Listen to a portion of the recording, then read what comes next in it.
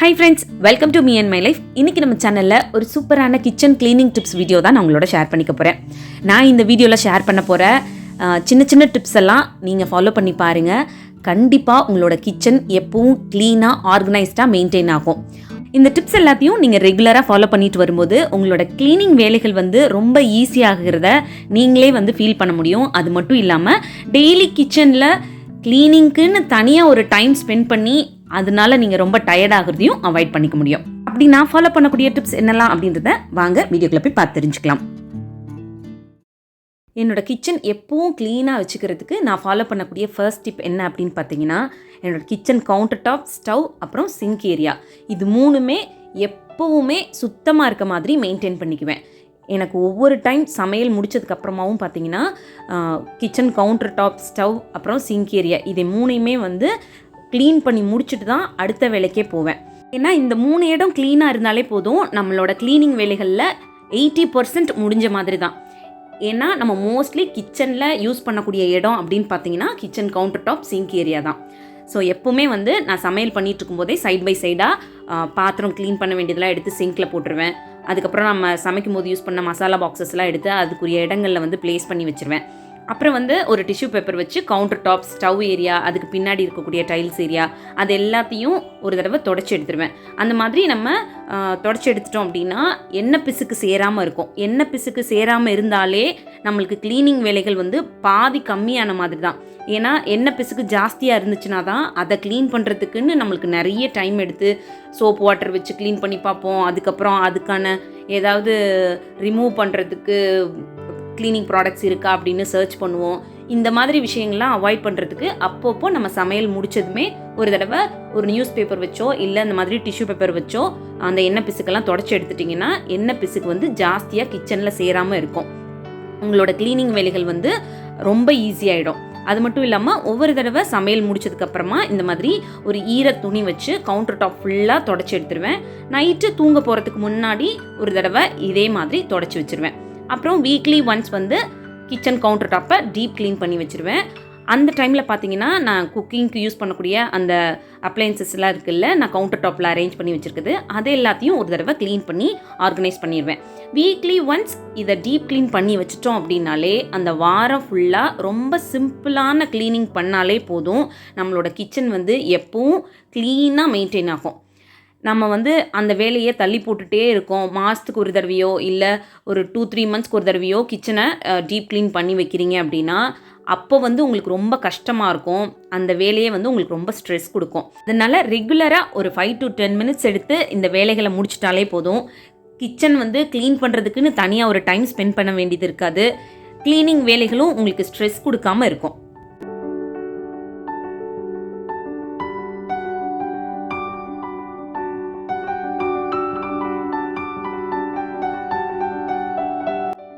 Kitchen cleaning டிப்பில் அடுத்ததை நம்ம பார்க்க போகிறது என்னோட கிச்சன் சிங்க் ஏரியாவுக்கு கீழே இருக்கக்கூடிய இந்த கேபினெட் தான். இந்த கேபினெட்டை எப்போவுமே க்ளீனாக மெயின்டைன் பண்ணாலே போதும். சிங்க் ஏரியாவில் நிறைய பூச்சிகள் வர்றதை அவாய்ட் பண்ணிக்கலாம். ஒரு மாதிரி பேட் ஸ்மெல் வரக்கூடியதை அவாய்ட் பண்ணிக்கலாம். அதை எப்படி ஆர்கனைஸ் பண்ணியிருக்கேன் அப்படின்னு சொல்லி ஆல்ரெடி நம்ம சேனலில் ஒரு வீடியோவாக ஷேர் பண்ணியிருக்கேன். அதோட லிங்க் டிஸ்கிரிப்ஷனில் கொடுக்குறேன். விருப்பப்படுறவங்க அந்த லிங்க்கை கிளிக் பண்ணி பார்த்துக்கோங்க. ஷார்ட்டாக சொல்கிறேன். இதில் கிச்சனில் யூஸ் பண்ணக்கூடிய க்ளீனிங் ப்ராடக்ட்ஸ், அப்புறம் வாஷிங்க்கு யூஸ் பண்ணக்கூடிய க்ளீனிங் ப்ராடக்ட்ஸ் எல்லாத்தையும் ஸ்டாக் வச்சுருக்கேன் ஒரு சைடு. இன்னொரு சைடு ரெகுலராக யூஸ் பண்ணக்கூடியதெல்லாம் ஆர்கனைஸ் பண்ணி வச்சுருக்கேன். இந்த கேபினெட் ஏரியாவில் பார்த்தீங்கன்னா நம்ம சிங்க்கை ரெகுலராக யூஸ் பண்ணுறதுனால அந்த பைப்லைன் வழியாக பேட் ஸ்மெல் வர்றதுக்கான சான்சஸ்லாம் இருக்கும். ஸோ இந்த இடத்துல ஒரு சின்ன பாக்ஸில் பேக்கிங் சோடா போட்டு ஒரு கார்னரில் வச்சுருக்கேன். அப்புறம் கொஞ்சமாக நாப்தலின் பால்ஸ் எல்லாம் போட்டு வச்சுருக்கேன். அப்புறம் இந்த கேபினெட் ஏரியாவை மந்த்லி ஒன்ஸ் உள்ளே ஆர்கனைஸ் பண்ணி வச்சுருக்கதை எல்லாத்தையும் வெளியில் எடுத்து வச்சுட்டு ஒரு தடவை ஈர துணி வச்சு தொடச்சி எடுத்துருவேன். 3 மந்த்ஸ் ஒன்ஸ் பார்த்தீங்கன்னா அந்த ட்ரே எல்லாத்தையும் க்ளீன் பண்ணி திருப்பி எல்லாத்தையும் ஆர்கனைஸ் பண்ணி வச்சுருவேன். இந்த மாதிரி நம்ம க்ளீனாக மெயின்டைன் பண்ணோம்னா ஹைஜீனிக்காகவும் இருக்கும், அதே மாதிரி ஆர்கனைஸ்டாகவும் இருக்கும்.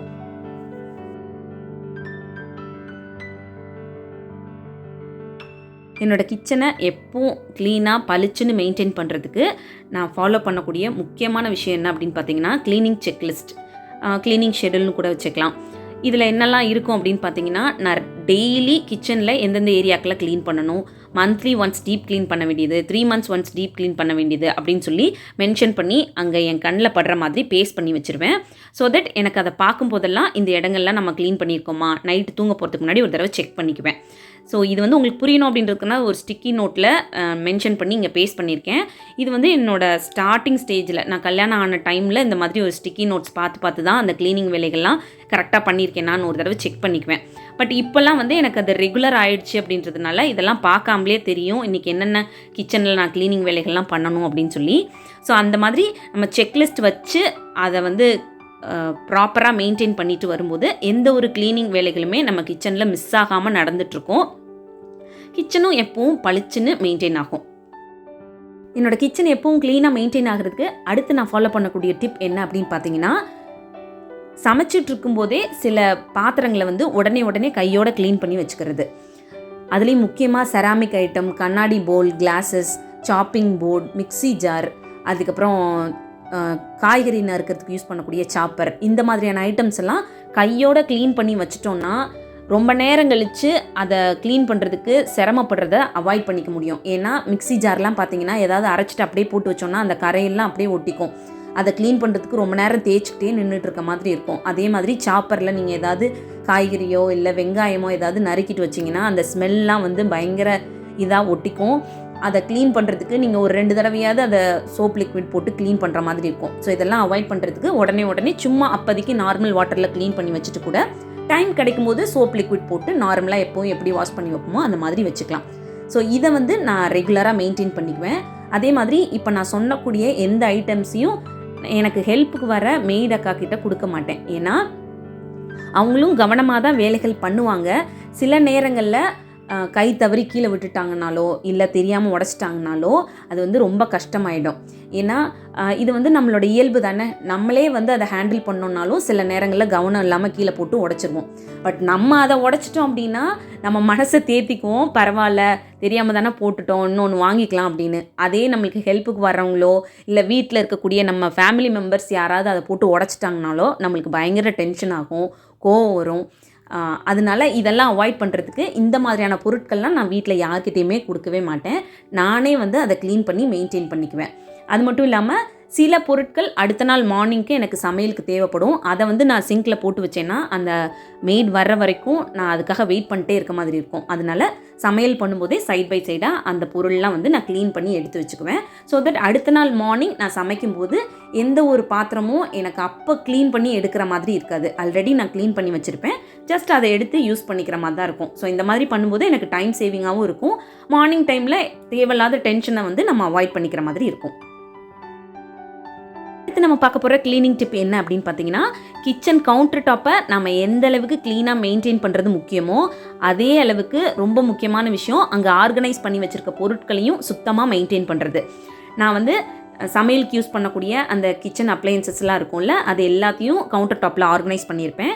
அதை வந்து நான் சமையல்லாம் முடிச்சதுக்கப்புறம் ஒரு வெட் கிளாத் வச்சு எல்லாத்தையும் நீட்டாக தொடச்சி வச்சுருவேன்.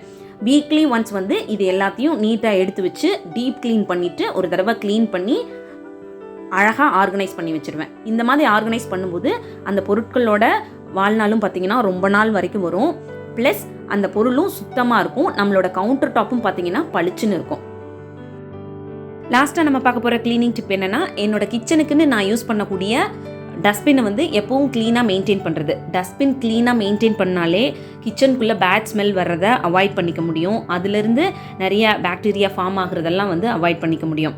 அதுக்காக நான் என்ன பண்ணுவேன் அப்படின்னு பார்த்தீங்கன்னா, வீக்லி ஒன்ஸ் வந்து டஸ்ட்பினை நல்லா க்ளீன் பண்ணிவிட்டு வெயிலில் காய வச்சுட்டு உள்ளே கொஞ்சமாக பேக்கிங் சோடா போட்டுட்டு அதுக்கப்புறம் இந்த மாதிரி கவர் போட்டு மெயின்டைன் பண்ணுவேன். இந்த டஸ்ட்பினை கிச்சன்லேயோ சிங்க் ஏரியாவுக்கு கீழேயோ வந்து ப்ளேஸ் பண்ண மாட்டேன். எப்போவுமே கிச்சனுக்கு வெளியில் தான் டஸ்ட்பின் வந்து வைப்பேன். ஸோ இந்த மாதிரி வைக்கக்கூடிய டஸ்ட்பினில் வந்து ட்ரையான வேஸ்டேஜ் மட்டும்தான் போடுவேன். ஈரப்பதமாக இருக்கக்கூடிய காய்கறி வேஸ்டேஜாக இருக்கட்டும், இல்லை நம்ம சாப்பிட்டு முடிச்சதுக்கப்புறம் பிளேட்டில் இருக்கக்கூடிய வேஸ்டேஜாக இருக்கட்டும், அது எதையுமே இந்த டஸ்ட்பினில் போட மாட்டேன். அதுக்குன்னு தனி ஒரு கவர் வச்சுருப்பேன், அதில் தான் போடுவேன். அதை அன்னைக்கு வீட்டிலேருந்து டிஸ்போஸ் பண்ணிடுவேன். அந்த மாதிரி ஈரப்பதம் இருக்கக்கூடிய குப்பைகளை வந்து வீட்டில் எப்பவுமே சேர்த்து வைக்காதீங்க. அதுவும் முக்கியமாக கிச்சன் பக்கத்துலையோ இல்லை கிச்சனுக்குள்ளேயே வைக்காதீங்க. ஒரு பேட் ஸ்மெல் வந்துகிட்டே இருக்கும். இருக்கிறதுக்கு இந்த குட்டி குட்டி டிப்ஸ் எல்லாம் வந்து ஃபாலோ பண்ணிகிட்ருக்கேன். இந்த வீடியோவில் நான் ஷேர் பண்ண டிப்ஸ் எல்லாம் உங்களுக்கு யூஸ்ஃபுல்லாக இருக்கும் அப்படின்னு நினைக்கிறேன்.